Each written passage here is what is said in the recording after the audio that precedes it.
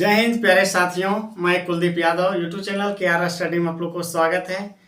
तो चलिए आज हम जानेंगे छायर किताब का तीसरा कहानी, हम कैसे जियब। जियब कैसे तोहरा बिन हम सोनाए रानी, तोहरा नाम कह दी हब हम सारे जिंदगानी। जिंदगी में तू का देहलू बा और दिलू अरमान, तू जान हो हमर जान हो। तो चलिए हम कैसे जियब ये कहानी है, और इस कहानी को हमने टूटी फूटी भाषा में बताने का प्रयास करूँगा। तो चलिए तब तक आप लोग बने रहिए। तो हम कैसे जियब ये बता रहा है कि एक सहारा व्यक्ति अगर किसी व्यक्ति एक दूसरे व्यक्ति को सहारा देता है और वो सहारा देने वाला व्यक्ति उसके पास ना हो, या किसी से प्रेम कर रहे हो, आप अधिक प्रेम पोषण करते हो, और अगर उस प्रेमी अगर आपसे बिछड़ जाता है तो किस प्रकार के दुख व्यक्तित्व होता है। ये दुख कवि ने, ये रहस्य को कवि ने झांक कर बताने का प्रयास किया है। तो चलिए हम शुरू करते हैं। तो देखो जियब कैसे, तो ये कहानी है एक गांव मुरप्पा गांव की कहानी है। और थोड़ा सा कहानी का कुछ जो यहाँ रोल निभाया हुआ है व्यक्ति लोग, ये सबका नाम है। जैसे कि देखो महेश सर गांव का एक क्या थे, व्यक्ति थे। महेश सर क्या थे, गांव का व्यक्ति थे। पार्वती महेश सर की पत्नी थी, और रघुनाथ महेश सर के क्या थे, भतीजा थे। और ये फुलसरी रघुनाथ की पत्नी थी, यानी इसकी पत्नी थे फुलसरी। और मोहरी जो है सो फुलसरी की क्या थी, ये मोहरी ननद थी। और चुनिया जो है सो चुनिया एक दारू बेचने वाली, एक गरीब सहाय, इसी पर पूरा कहानी है। इसी का पति जो है सो एक सिपाही और एक एमसीसी के मुठभेड़ में मारे जाते हैं। तो कैसे मारे, तो ये हम कहानी का थोड़ा सा शुरुआत करते हैं, ये अंत की बात है। तो देखो महेश सर और उसके पत्नी पार्वती, ये दोनों अपने कुटुंब के यहाँ, अपने परिवार के यहाँ 10-15 के दिन के लिए घूमने के लिए जाते हैं। अब वो वहाँ जाते जाते क्या होता है कि अंधेरा हो जाता है। अंधेरा हो जाता है, जब अंधेरा हो जाता है तो जाता है फोर व्हीलर से, गाड़ी से। तो वहाँ जाने के बाद क्या होता है कि जब वहाँ पहुँचता है तो उसका गाड़ी देख करके पूरे जितने भी वहाँ अगल बगल के साइड के जितने भी व्यक्ति थे सब क्या हुए, सब भागने लगे, नुकाने लगे। तो महेश सर को लगता था कि ये क्या हो गया, आखिर ऐसे लोग क्यों भाग रहे हैं हमको देख करके। तो हुआ क्या कि भागने लगे। तो महेश सर फिर भी निडर होकर के अपना पैर जमीन पर रखे, गाड़ी से उतरे और दरवाजा खटखटाने शुरू कर दिए। दरवाजा खटखटाने शुरू कर दिए कि खोलिए। तो कोई भी बोल रहे थे कि रघुनाथ बाबू खोलो। तो उसकी जो बहू है, रघुनाथ बाबू का बहू है, रघुनाथ का बहू है, उसने डरते डरते क्या हुआ, दरवाजा को जब पहचाना, आवाज़ पहचाना, तो दरवाजा को खोल दिए। दरवाजा को खोले, उसके बाद फिर जब दरवाजा को खोले तो देखा कि उसका जितना भी सारा परिवार घर में सब फिर उसको, उसके पत्नी को, रघुनाथ, पार्वती को और महेश सर को, दोनों को पूरा एकदम पैर पाँव पड़ने लगे, एकदम पूरा निहर के पाँव पड़ने लगे। तो देखो उसे बोला झप झप के पाँव पड़ने लगे, मतलब झपराए के पाँव पड़ने लगे। यानी तुरंत क्या हुआ, फिर सब एक एक करके तुरंत पाँव पड़ने लगे सब। तो वहाँ फिर पूरा सेवा संस्कार उसको हुआ। उसकी बहू को चिंता यह भी हो गई, किसकी बहू, रघुनाथ की बहू। यानी रघुनाथ की बहू कौन है, रघुनाथ जो है ये मोहरी को, मोहरी किसकी, नहीं मोहरी तो फुलसरी की ननद है। फुलसरी रघुनाथ की पत्नी है, और इसकी बहू को लगने लगा कि हम जो है सो इसको किस प्रकार से इसको सेवा करें, कैसे इसको सेवा करें। इतना हमारे घर मेहमान, अगर कोई भी मेहमान आता है, देखिएगा अगर किसी के गरीब के यहाँ अगर मेहमान आता है तो उसको थोड़ा सा लगता है कि अब इस मेहमान को एक भगवान स्वरूप मेरे यहाँ आए हुए हैं, तो हम कैसे इसको सेवा संस्कार ऐसे करें, खूब ऐसा इज्जत करें ताकि मेरा भी नाम हो। इससे उसका पूरा चिंता था।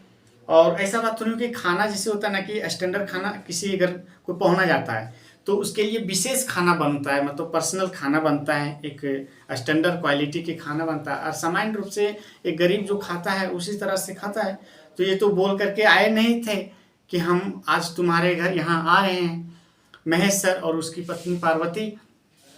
तो हुआ क्या कि अचानक जैसे वहाँ से फिर महेश सर बाहर निकलने लगे, वैसे अचानक उधर से आ जाता है कौन, रघुनाथ।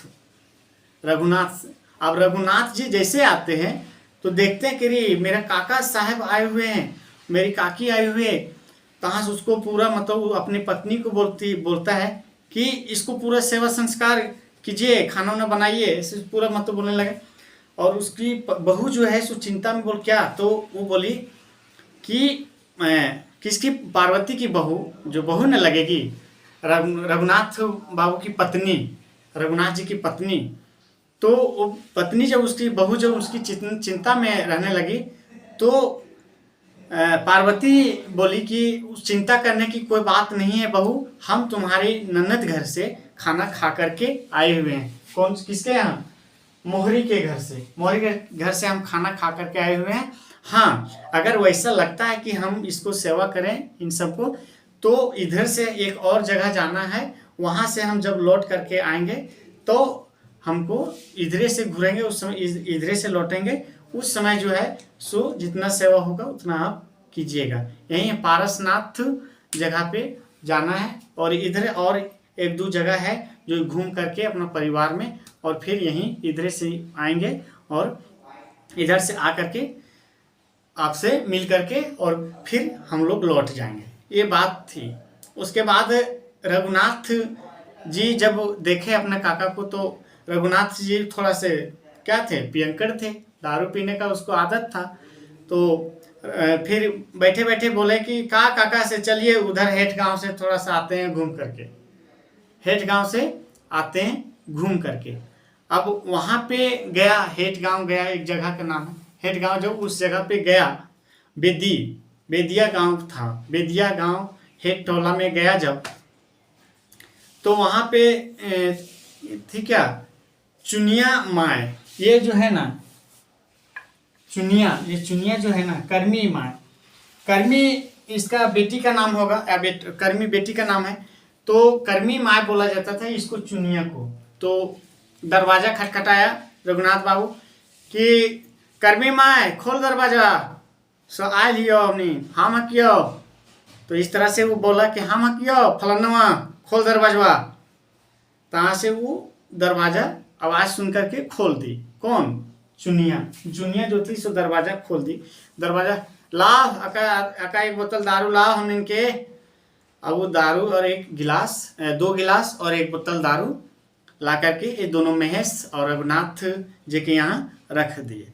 रखे, खाटी बिछा बैठने बोली, बैठने के बाद उसको दारू दे दिए। दारू देने के बाद रघुनाथ जो है सो दोनों गिलास में दारू को ढाला, लेकिन और फिर गिलास उसके महेश सर के यहाँ किया, लेकिन महेश सर जो है सो क्या किए, मना कर दिए कि नहीं हम दारू नहीं पीते हैं। तो नहीं काका तब तो ना पीबी तो हम पियो ही।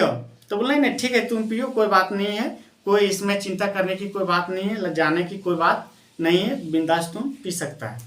रघुनाथ बाबू ने दारू पीने के लिए गया था, दारू पिया।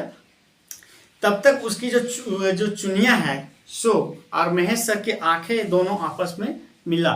तो आंख में मिल करके होता है ना कि तुम्हारी आंखों से पहचान लूंगी। तो देखो आंख बोल दिया कि चुनिया की आंख थोड़ी सी, आंख गरीबता की एक आंख जो होता है ना, गरीबता के रूप में दिखा। तो महेश सर पूछ दिया कि तुम्हारा पति किधर है। तो चुनिया की आंख पति का नाम जैसे लिए तैसे एकदम कुछ नहीं बोलने लगे। फिर बोला कि ये मेरा सवाल का जवाब आप नहीं दिए, फिर से पूछ रहे हैं आपका पति किधर है। तो चुनिया बोली कि साहब मेरा पति जो है सो से एमसीसी और सिपाही के मुठभेड़ में आकर के और मेरे पति का क्या हुआ, देहांत बोल दीजिए, या तो मर्डर किया गया, मार दिया गया, इस तरह शब्द बोल सकते हैं आप, मार दिया गया और वहीं से मेरा पति खत्म हो गया। तो देखो, तो इससे और उनको थोड़ा सा अफसोस हुआ। अर्चुनिया की आंख में इतना बात बोल करके आंख एकदम डबडबा गया, एकदम पूरा आंख में आंसू आने लगा, आंसू आ गया। तो हुआ क्या कि आंसू पोंछ करके फिर वो पूछा कि क्या और बाल बच्चा कितना है, मत छुआ पुता कितना है, सो पूछा। बोल छुआ पुता यानी बाल बेटा यानी बेटा बेटी कितना है। तो बोली कि 2 बेटी है और 1 बेटा है जो छोटा बेटा है, और 2 दो बेटी है। तो बोला कि वो सबको पढ़ाने लिखाने भेज रहे हैं ना। तो फिर वो चुप हो गई। तो फिर बोले महेश सर कि क्या आप मेरा सवाल का जवाब नहीं दिए, क्या आपका जो छुआ पुता है ये पढ़ रहा है कि नहीं ठीक ठाक से। तो बोला क्या पढ़ेगा साहब, मेरा इतना समस्या गंभीर है। जो एक बड़ी बेटी है वो छागर पठरू, हम लोग खोटा बोलते हैं, बकरी को छागर पठरू बकरा चराने के लिए उसको भेज देते हैं। और एक छोटी बेटी है, ये छोटा बाबू है जो छुआ पुता है, जो छोटा बच्चा है, उसको रखने लगती है। और हम कहीं कहीं काम करने के लिए चल जाते हैं। अगर काम नहीं करेंगे तो मेरा कैसे चलेगा, घर परिवार गृहस्थी कैसे चलेगा। और इस बात को कह करके वो जो है सो काफ़ी नाराज होती है।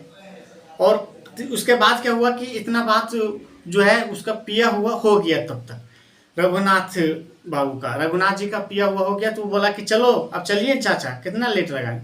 तो बोले बैठो ना। तो फिर रघुनाथ जो है सो बैठ गए और कहानी सुनना चालू कर दिए।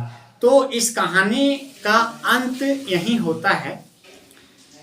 तो यहाँ पता चलता है कि अगर किसी को निसहाय व्यक्ति अगर किसी का जो हेल्प करता है, या पति हो या प्रेमिका हो या प्रेमी हो या कोई भी हो, वह इसमें यह भी बोली कि अगर हम अपना बच्चा को, अपना छुआ पुता को पालने के लिए अगर कहीं काम करने के लिए, कहीं नौकरी चाकरी करने के लिए जाते हैं तो वो भी नहीं मिलता है सही रूप से, वो भी बाल बच्चा को सही रूप से नहीं पाल पाता है मेरा बच्चा। और क्या कि इस गांव में जितने सारे माहौल है, जितने सारे बच्चे हैं, सो कोई भी बच्चा नहीं पढ़ता है। कोई भी बच्चा, एक आध गो बच्चा पढ़ता है, हालांकि कोई भी बच्चा नहीं पढ़ता है, ये बोला। तो थोड़ा सा यह होता है ना कि अगर किसी गरीबी जगह पे आप रहिएगा, या कोई किसी काम को नहीं कर रहा है और आपका काम भी नहीं हो रहा है, तो उसमें ज़्यादा दुख नहीं सताएगा, आप संभल जाइएगा। जैसे होता है कि वहाँ का इलाका का कोई बच्चा नहीं पढ़ रहा था, लगभग बच्चा, तो इसका भी बच्चा जब नहीं पढ़ रहा था तो कोई दिक्कत नहीं हुआ। लेकिन अगर सबका बच्चा अगर पढ़ता और इसका बच्चा नहीं पढ़ता तो थोड़ा सा दुख जरूर होता उनको, और दुख था, ऐसा कोई बात नहीं है। और अब ये बात यह भी बोली कि अगर हम किसी का लौंडिया बन के, लौंडिया शब्द यहाँ नकारात्मक है, आप ये सब यहाँ पे लिखा हुआ है लौंडिया, इसलिए मैंने यूज किया। तो लौंडिया कहने का मतलब है कि अगर किसी के साथ हम अफेयर करके या गलत काम करके भी अगर हम जाएंगे उसके यहाँ, कोई भी गलत तरीके से अगर हम उसके यहाँ जाएंगे और पैसा अगर कमाएंगे, तो उसमें क्या हो जाएगा कि वो हमको तो रख लेगा लेकिन मेरा बाल बच्चा को वो नहीं संभालेगा। तो इससे अच्छा है कि इज्जत की 2 रोटी कम खा करके और अपना बाल बच्चा को ही पढ़ाएंगे। इतना ही बोल करके उसके बाद क्या हुआ कि रघुनाथ बाबू और महेश सर जो थे वो फिर चल दिए। तो ये कहानी का अंत यही होता है। और इससे यह देखा जाता है कि अगर किसी को ना रहने पर, किसी का व्यक्ति नहीं रहने पर, या घर की गार्जियन अगर नहीं रहते हैं, तो इंसान को दुख कितना होता है, दर्द कितना होता है। तो चलिए ये कहानी यहीं से हम अंत करना चाहूँगा। जय हिंद, जय भारत।